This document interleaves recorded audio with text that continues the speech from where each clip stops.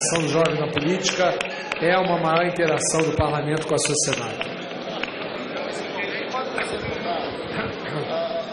Senhor presidente, senhoras deputadas, senhores deputados, eu quero iniciar a minha fala na noite de hoje celebrando a grande mobilização popular que ocorreu no Brasil, do Rio Grande do Sul ao norte do país, ao Amazonas, Roraima, onde quer que tinha um pedaço do território brasileiro, se viu, se presenciou, se assistiu e acompanhou as manifestações de brasileiros indignados, revoltados com a atual situação do país.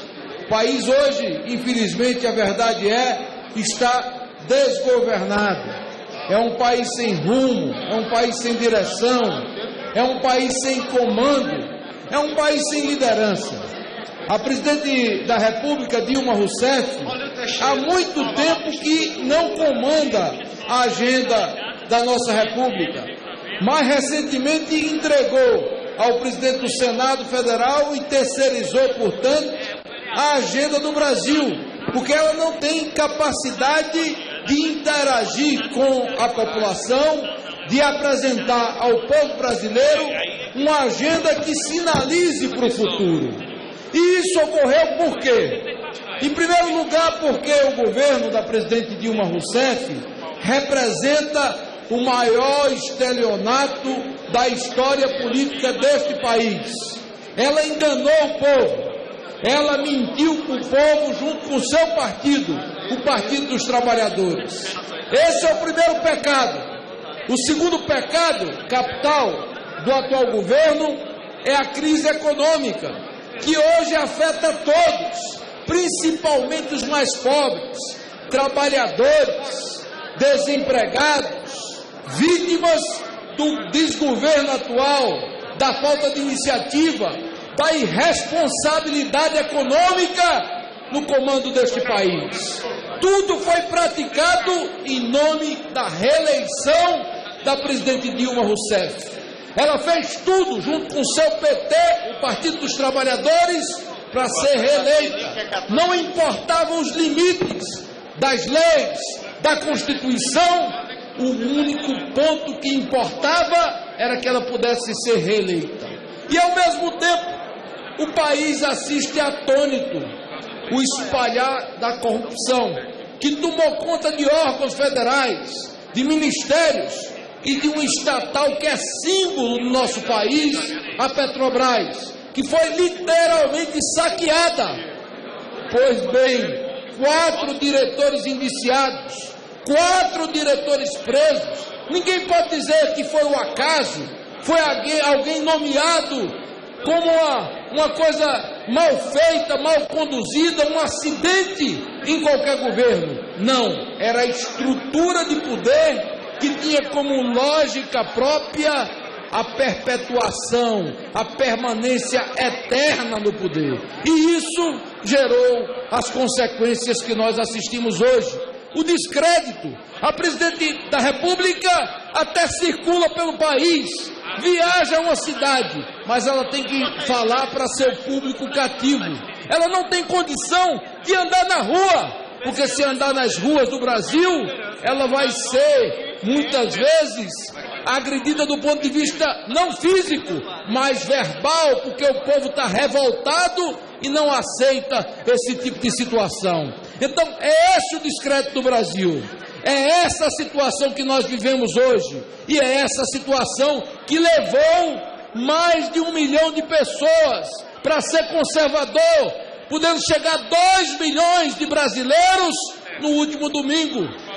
Como é que se consegue, num país como esse, mobilizar através da internet, redes sociais, 1 milhão e meio de brasileiros? O terceiro protesto, mesmo a mídia verbalizando e vocalizando a lógica do governo de que o protesto de domingo do dia 16 iria fracassar. Eu mesmo estive nos 3, 2 na capital pernambucana, na cidade do Recife, 1 em São Paulo, e assisti de perto assistir ao vivo, sentir o calor do povo, a revolta da população brasileira. Não esta população que a deputada Jandira se referiu há pouco, porque